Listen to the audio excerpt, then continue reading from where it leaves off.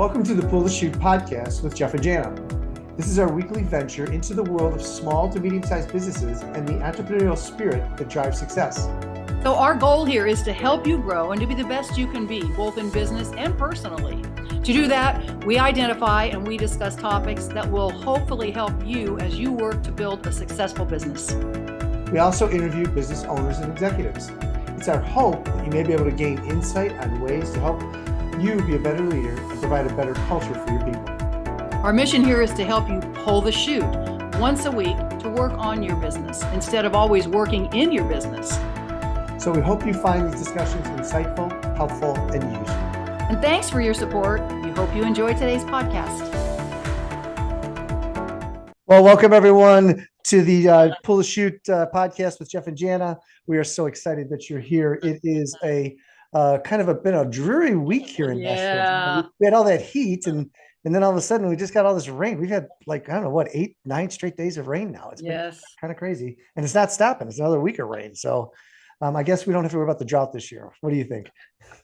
Well, I think we're going to be living vicariously through the Paris Olympics for the next week. Just that way we don't have to look at the dreariness. We just kind of watch all the wonderful happenings in Paris and hopefully win some medals. That's what I'm rooting for. Yeah, right.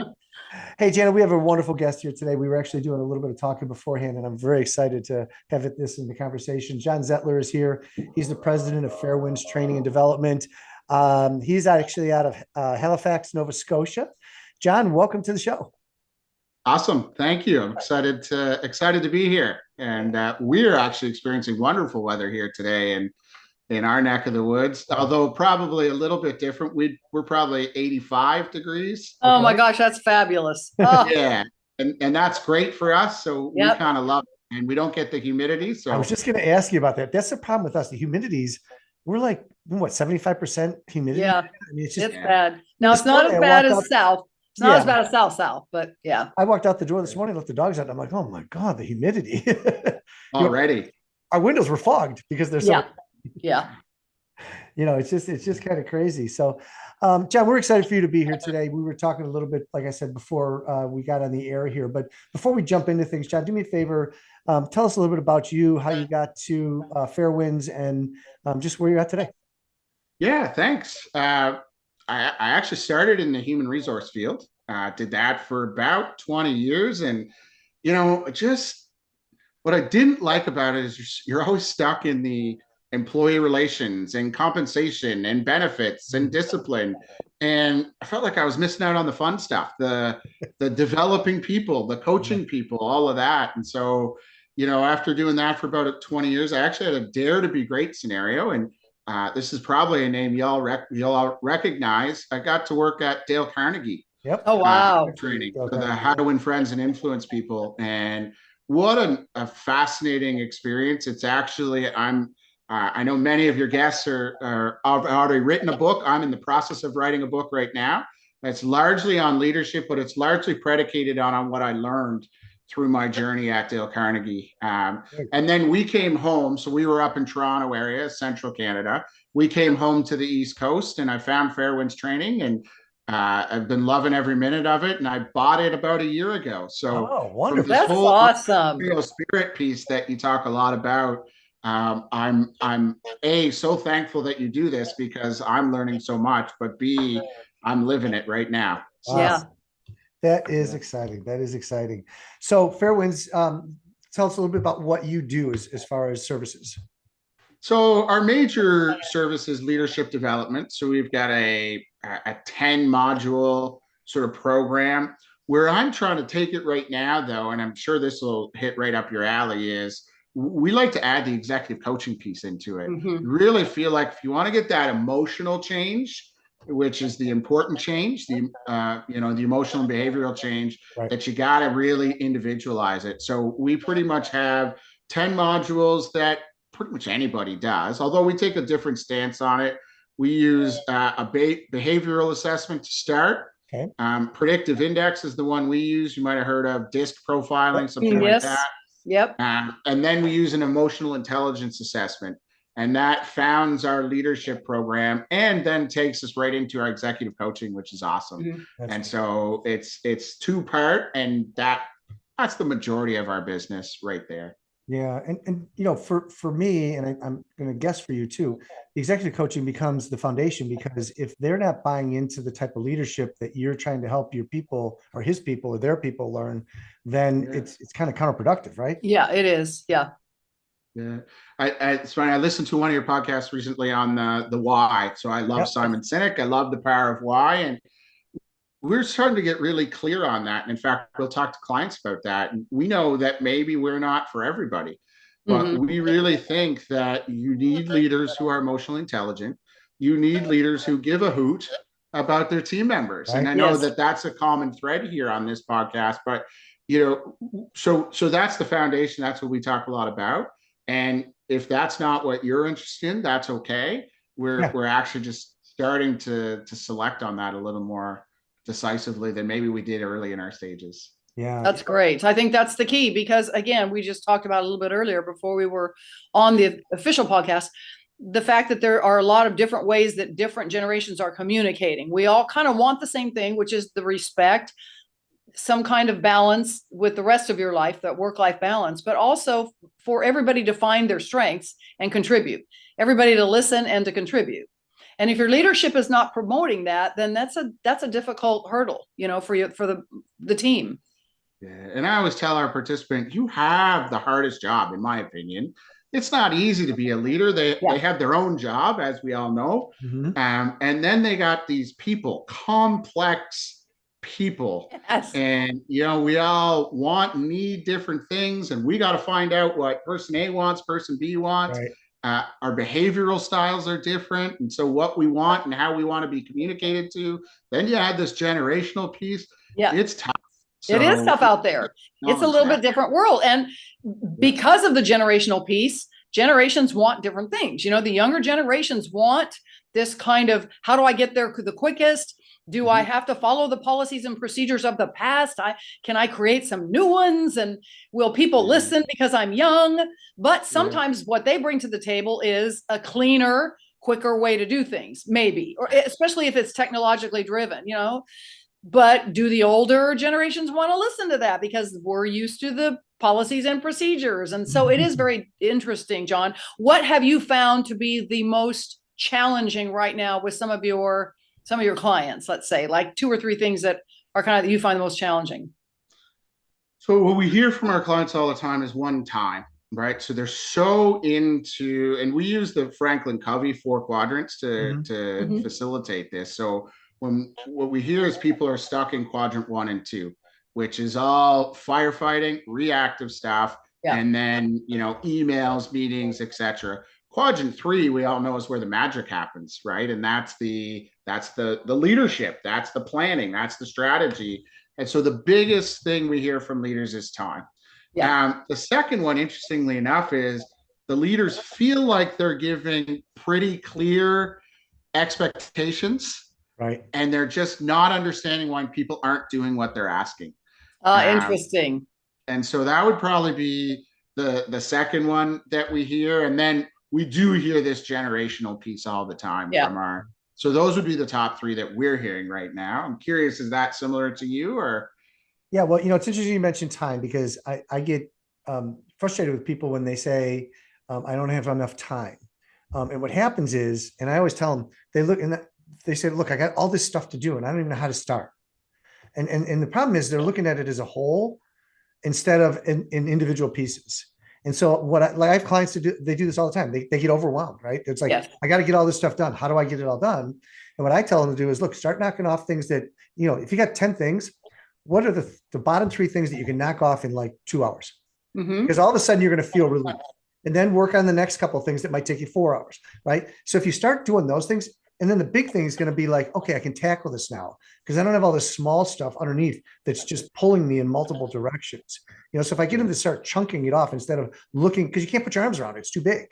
And that's what they did. And Jeff, what you said there, what's interesting is really you're asking them to plan their day better instead of just to show up. Time management. And and go at it. And we talk about that all the time. In fact, some of the biggest breakthroughs we've had with people aren't necessarily emotional. They're just structuring their day better. That allows them to be more productive and feel like they're being productive when they leave the work every day. And then, that just puts them in a better state of mind, mental health, which we know is important today. It's fulsome for sure. Yeah. And I think the other thing that I would like to add is finding that sweet spot where you are the most productive personally, and putting your larger projects, your projects that take the most thought and take the most planning and structure in that time frame.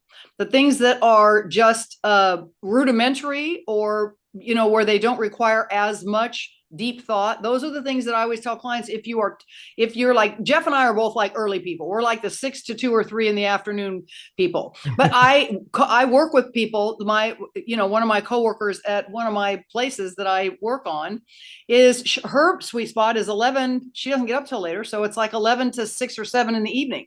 So she'll give me emails at like 6 or 7, and I'm done by then. So that sweet spot of finding where you sizzle and where your brain is the most productive, or is firing on all cylinders. That's where you do your heavy lifting, I think. And so I think, again, managers, leaders, that's part of their responsibility, is to know their team and to know their workforce, and to know when those, when those timeframes are for each group or each individual. Right. And I always thought, we did a podcast about 2 years ago, Jana, with the gentleman. We talked about, you can't manage time. It's not called time management. It's called managing yourself in time. Yes. Right? And so it becomes, when you think about it that way, all of a sudden it's like, oh, okay. Cause you can't manage time. Time's right. Time is, you're right. You just got to manage yourself better in time. Yeah. Love it. Yeah. Love it. And so the second thing, the second struggle was, remind me, I forgot. We got off onto the time thing. Thinking they're giving clear expectations, but they're not. They're not following through on the work. They're not doing the work. And that's to me, it's just, what I tell people when I'm coaching them for that, and I'm glad you brought that back up. It's just like, okay, tell me where we're at now. What did you understand what I just said? Right? Yes. Ask him to repeat it back. Ask him to repeat. Jeff and I are big proponents of that. Do you find that too, John? Like, again, because of this communication thing. Say, okay, now what did I just ask you, or did you understand it? Ask, tell me what you heard. Because it's interesting what they hear. And in fact, one of my biggest things, which maybe I'm trying to work myself out of a job, but it hasn't worked yet, is I'm actually trying to turn those leaders into coaches like we are. Right? We know how to ask the questions to get the most out, to clarify, to do all of those things. But I don't know if it is for you, but for me, it is amazing to me how that's not natural for leaders. They wouldn't think of such a simple question like, how many, what did I just say? They don't do it. Yeah. Now, the bigger problem though, Jeff, that I hear is they're actually, they tell me it's a challenge, but they're the root of the challenge. Yeah. Because they don't give good expectations, or they sent it through an email. They're not having the face-to-face conversations like we used to, because there's no time, or they think there's no time. And then they wonder why they didn't get what they wanted.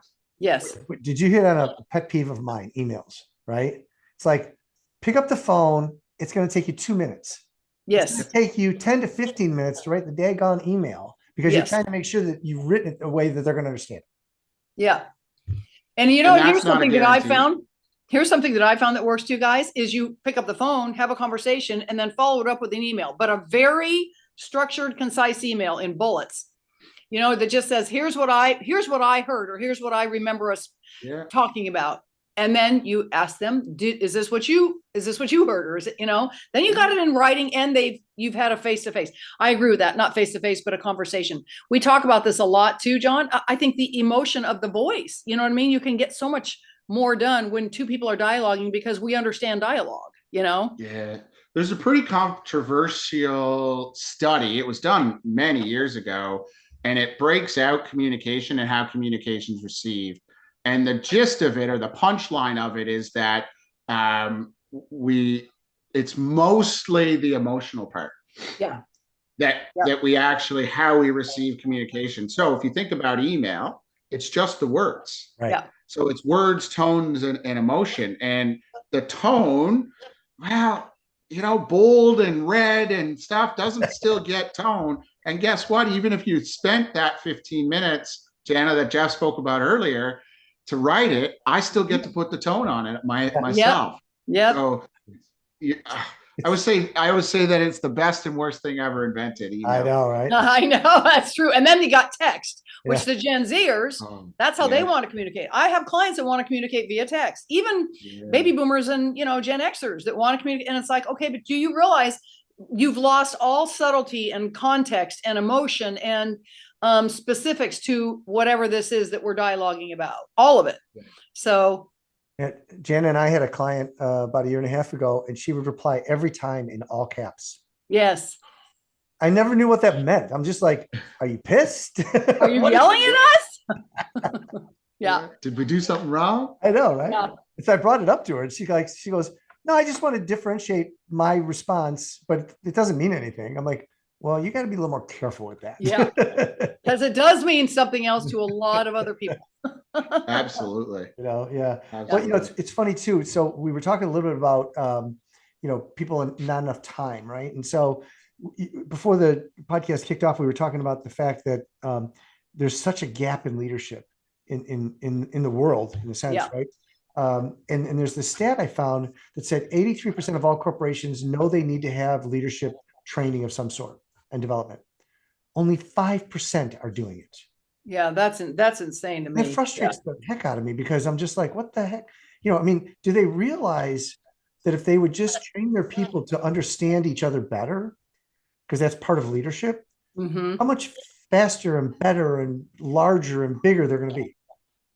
Well, and what's the cost of one person who leaves because they're unhappy with the culture or the manager or whatever? Like, in a leadership program isn't going to be a whole lot more than that.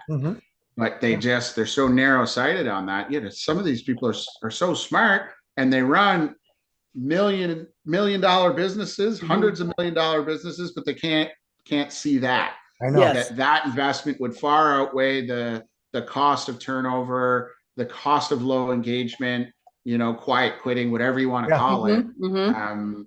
They just don't see that. So speaking of France and the Olympics, we were talking about at the beginning, there was a study done out of France that said for leadership training, for every euro you spend, you get 5 in return. Oh, wow. That's interesting. And it came out of France. And so I thought that was very interesting, right? So think about that. You're getting a 500%, return on investment. Yeah, that's a good ROI. And they already have it right over there. There's a mandate on how many hours a week you're allowed to work. Yes. And you can get fined pretty heavily as companies if you go over that. So and how much they're a little ahead of us. Yeah, we haven't picked up on that yet, Yeah, boy, haven't we? Yeah.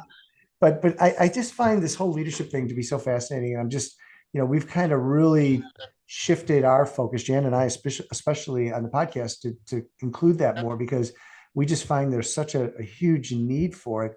And what amazes me is how few people realize they don't have leadership skills.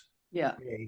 The problem is because they got thrown into a role and no one ever taught them how to be a leader. So they had to figure it out on their own.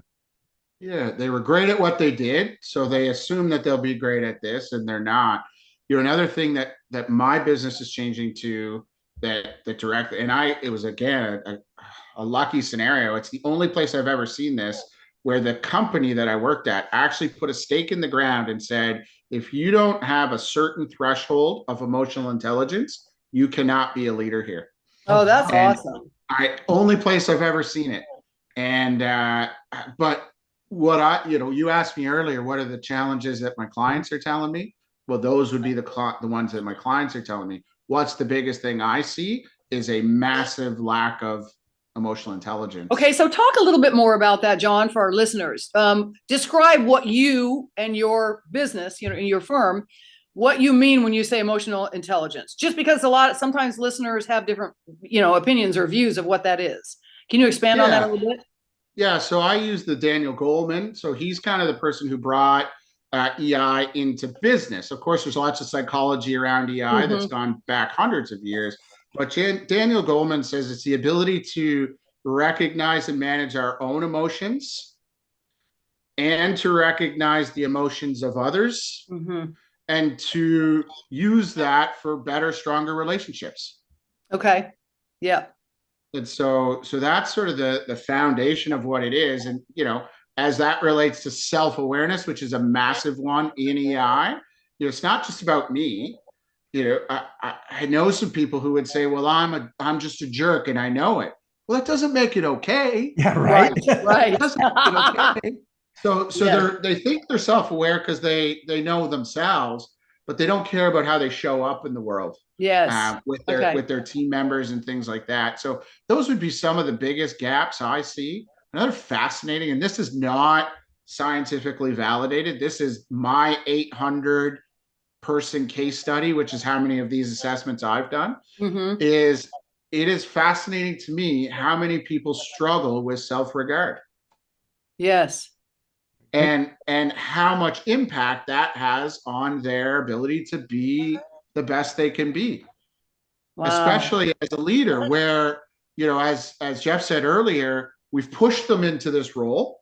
They were great at what they did. Now they're they're out of their comfort zone, and they don't believe in themselves to begin with. Right. Yes. Yes. We're not setting them up necessarily for success because of that in a lot of cases. So I believe, though, if we focused a lot more there, we would build leaders much more quickly. That's been my experience anyway. Yeah. Yeah. And, well, that's interesting. Yeah, it is. And I just find it frustrating to a certain degree because we can't get some people there, right? They don't do it. When I talk to people, when I'm training people, the first thing I tell them, so this is a fun thing that happened. I volunteered and helped a local nonprofit here. They were doing a camp for kids, and I had 6th, 7th, and 8th graders, and they wanted me to do leadership training for 2 hours, right? Oh, that's awesome. 3 topics. But the first thing I said to him, I said, all right, this is about leadership. So the first thing I'm going to teach is it's not about you. Leadership is not about you, right? If you make it about you, then you're not being a leader. And so we went through some stuff, and then I reminded him, I said, what was the first thing I told you? And 1 or 2 kids remembered, and I said, okay, great. By the end of the 2 hours, they all were like, it's not about me. I'm like, you got it. That's so neat. They interviewed a couple of the kids like 2 days later, and then one girl jumps in. She goes, yeah, we had this guy that talked to us about leadership, and it was really cool. We learned a bunch of stuff, but the main thing I learned was it's not about me. All right. And those first 9 principles from the How to Win Friends and Influence People, which is all about the relationship, that's my punchline after I teach that, is it's not about you. No. All of those 9 principles are about everybody else. Yeah. And becoming interested in them and treating them right and, remembering their names and all of these things. Yes. But it doesn't come natural for everybody. No, it doesn't. Well, it's funny. We talk about true leadership. I've kind of been coining that phrase a little bit just because it's a different, I think we're in this, my new book's coming out soon. It's called The New Leadership Landscape, and redefining true leadership because, again, Jan and I have talked, and you probably heard on some of the podcasts, but, when I was coming up in the corporate world, it was, you go to work, you keep your head down, you do your job, home, you get a paycheck. Don't ask questions and don't offer me any advice because I know it all. Right. And now we're in this new place where people want to be involved and you want them to be involved. I mean, sure. We are so short-sighted if we believe that we have all the answers. And if we don't go to our people and say, what do you think? It's a recipe for disaster, and we can't get there. I don't know if you've ever read a book. I stumbled across it in a conference that I was in San Diego. This would have been a lot of years ago now. Drive by Daniel Pink. I did not. And it's a good book, and there's a YouTube video for the listeners. It's 10 minutes and 48 seconds that does a real good job of summarizing it. Anyway, he distills it down to 3 things: autonomy, mastery, and purpose. And this purpose mode, what you just spoke about, is the one that's often missing. Is people want to feel like they make a difference. They want to feel like what they do makes a difference. And sometimes we don't do a very good job at helping them understand how their role matters in this big cog or this big wheel that we have. Yeah. Well, and when I do my multi-generational keynote, I talk about the strengths and weaknesses of each generation. And the strength of the Gen Zers, and I have one, my son's 23, they want to feel like they are contributing somehow, like in a positive way to the planet or to their lives or to life force or whatever. Like they don't want to just a job, where a lot of times they're in the older generations, sometimes they just felt, well, I just need a job so I can bring some money into the family, or whatever. But it's interesting, the younger generations sometimes are the ones that really are pushing for, I want to feel something, I want to feel that I'm contributing, that I'm doing something positive for the planet or for my life. So it's interesting. Well, my experience is they're the ones actually driving a lot of the, getting out of the way of the stagnation. So the worst words in business, we've always done it this way. Well, these newer generations they have a fresh lens on it. Yes. And I find a lot of creativity and innovation comes out of them if we just ask. Yeah. Yes. We have to ask, though. That's the key. Well, the leaders have to ask. Yeah. And they got to build this environment or this culture, which is one of the other things that I've always worked with my clients on. You got to build a culture where if you ask, they're not going to be afraid to answer. Yes. Right. Because there's always that, I had input, but I didn't want to be the idiot. I didn't know if that was like, no. I challenge a lot of businesses with the psychological safety. And I found a scale of psychological safety, and I kind of have built some questioning around where are you at? Mm-hmm. And I would tell you that most companies are not to that point where people feel truly safe to ask questions because they think that it will impact them negatively. Yeah. It's going to impact what others think of them. It's going to impact their reviews. It's going to impact, what the bosses think of them. It's like, we've got to get past that. We got to get past that. Hey guys, we could keep talking about this for a while, but I gotta shut us down. We've been going for a while, but John, this awesome. is really amazing. Thank you so much for being on the show. John, if people want to get a hold of you, how can they do it? Yeah, you can go to our website at fairwindstraining.com. You could reach out to me at john@fairwindstraining.com. Those would be the two easiest ways to get a hold of us. And I just want to thank you for having me on your show, Jana and Jeff. I really appreciate this. You're right. We could talk for hours here. We could. Hopefully the listeners get something out of our discussion today. Appreciate it. And to all our listeners out there, we always just thank you for listening and supporting us. And, we're over 100 episodes now. We're excited about that. It's through you that's happened. So thank you for that. Keep the emails coming. We always love when we get those. Until the next time, folks, stay safe and be healthy.